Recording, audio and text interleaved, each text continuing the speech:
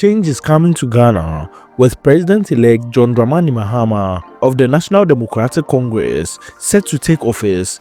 Many are wondering what happens next for the country's development projects. One hot topic is the fate of initiatives started by the outgoing New Patriotic Party under President Nana Addo Dankwa Akufo-Addo. In today's video, we'll be diving deep into this very topic. We are delving into the most significant NPP flagship projects, which stands the highest chances of being discontinued, and exploring what their future might look like under the Mahama-led administration. So if you are curious about Ghana's developmental trajectory, hit the like button so as to inform more people, and subscribe to this channel. Let's get right into it. First on the list, let's begin with one of the most ambitious initiatives of the New Patriotic Party, Agenda 111. This project, as the name suggests, aims to build 111 district and regional hospitals across the country, addressing healthcare access gaps and boosting medical infrastructure. While the idea is noble, the project has faced delays, funding challenges and criticism over its ambitious scale.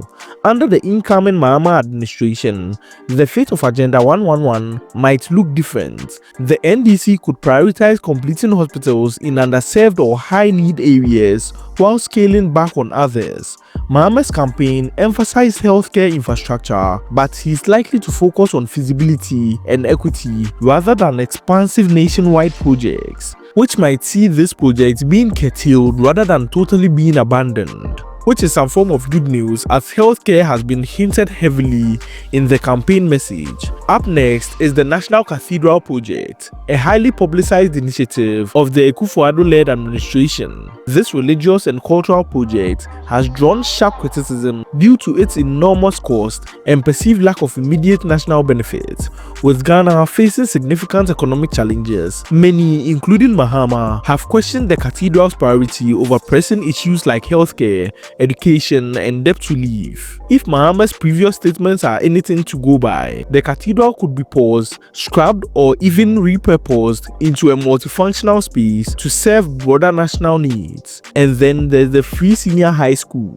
This was the NPP's crown jewel in educational policy, providing free access to secondary education for thousands of Ghanaian students. While Mahama supports the principle of free education, he's been vocal about the problems in the program's implementation, including overcrowding, inadequate funding, and compromised quality. Under Mahama's administration, we are likely to see reforms rather than outright cancellation. Expect adjustment to funding mechanisms, efforts to improve teaching standards, and a focus on providing infrastructure to match the rising student population. Next on this list, let's talk about the One District, One Factory policy. This initiative was at the heart of the NPP's industrialization agenda, aimed at establishing factories in every district to create jobs and boost local economies. While the program has had some successes, many projects remain incomplete, underutilized or poorly managed. The Mahama administration could take a different approach here. Rather than pursuing factories in every district, Mahama might prioritize industries that aligns with the NDC's economic vision, such as agriculture, renewable energy and manufacturing hubs in economically strategic regions, as he hinted on this particular path in the wake of his campaign. All these infrastructural projects, especially roads and interchanges, are another areas to watch. Under the NPP, significant investments were made in regions perceived as strongholds. Mahama's government might reassess these projects, redirecting resources to underserved areas or regions that aligns with the NDC's development priorities. For instance, ongoing road projects in urban centers might continue, but rural road networks, often neglected, could take center stage under the new administration. This shift would align with Mahama's campaign promise to build an inclusive economy that bridges the urban-rural divide. Digitalization and tax reforms. The New Patriotic Party championed digitalization, implementing initiatives like the Ghana Card, Digital Property Addressing System, and mobile money interoperability. However, the rollout of the controversial e-levy, a tax on electronic transaction, has been a sticking point for many Ghanaians. Mahama has promised to review or scrap the e-levy entirely, citing its burden on ordinary Ghanaians and its underwhelming revenue performance. While the digitalization agenda is unlikely to be abandoned, it could see adjustments to ensure inclusivity and affordability. Expect Mahama's administration to redefine these programs, perhaps prioritizing transparency and improving access to digital tools for rural population.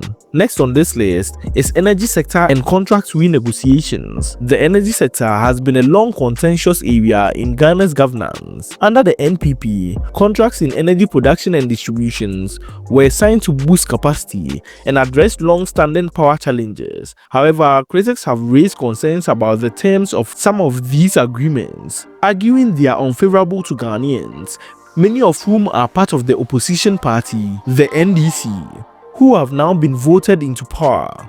Mahama, during his previous tenure, renegotiated energy contracts to save costs, and it's likely he'll do the same again. Expect a thorough review of energy sector agreements, particularly those involving independent power producers and others. Mining is also another area of potential change. The NPP's policy in this sector focused on promoting local content and increasing revenue for Ghana's mineral wealth. However, controversies over environmental degradation and illegal mining have persisted. Mahama's administration would definitely implement stricter controls or renegotiate agreements to better balance economic benefits with environmental sustainability. Last on this list is the focus on social infrastructure. Beyond the big-ticket items, the Mahama administration may definitely pivot its focus towards social infrastructure such as housing, water supply, and sanitation.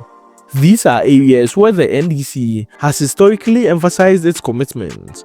Projects that directly impact the well-being of underserved communities could take precedence over large politically branded initiatives. For example, urban redevelopment projects like market refurbishments and affordable housing schemes will become a central part of Mahama's agenda. These projects not only address pressing social needs, but also create jobs and stimulate local economies. Let's zoom out for a moment. Why do new governments often review or discontinue their predecessors' projects? It's not always about political rivalry, though that does play a role. Sometimes it's about realigning priorities, addressing financial realities, or responding to public opinions. For Mahama's administration, the challenge will be balancing continuity with change. Some projects may be too far along to abandon, while others may require restructuring to align with the NDC's policy objectives. The Mahama administration has an opportunity to shape Ghana's development in a meaningful way. What do you think about the possible changes ahead? Which NPP project should the Mahama administration prioritize, reform, or discontinue? Let us know in the comment section below. And don't forget to like this video as it helps inform more people. Share this content across platforms as it also helps inform more people. Subscribe to this channel as we always bring you riveting content. And for more in-depth discussions on Ghana's developmental journey, check out this video next on other amazing projects that will equally blow your mind. Until next time, thank you, and on to the next video. Until next time, stay tuned and stay informed. Check this next video out.